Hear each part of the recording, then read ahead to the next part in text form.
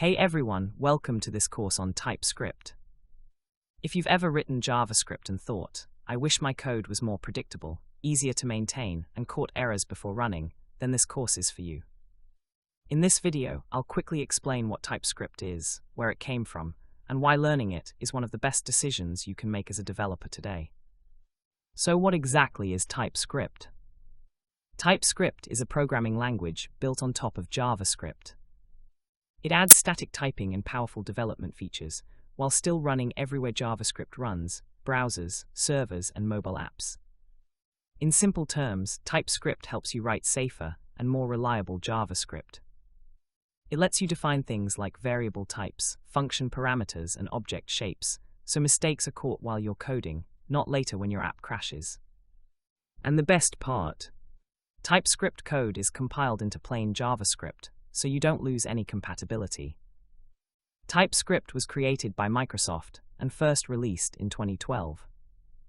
At the time, JavaScript was growing fast, but large applications were becoming hard to manage.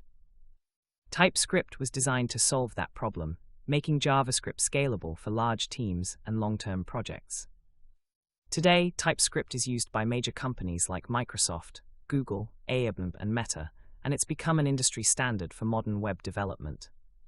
So why should you learn TypeScript? First, it helps you catch bugs early.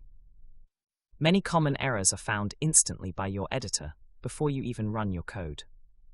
Second, your code becomes easier to read and maintain. Types act like built-in documentation, making it clear how your code works, especially in large projects. Third, TypeScript is in high demand. Most modern frameworks like Angular, React, Next.js, and Node.js projects either recommend or require it. And finally, if you know JavaScript, you already know most of TypeScript. It's not a new language from scratch, it's a smarter way to write JavaScript. In this course, we'll start from the basics and move step by step into real-world usage, best practices, and practical examples.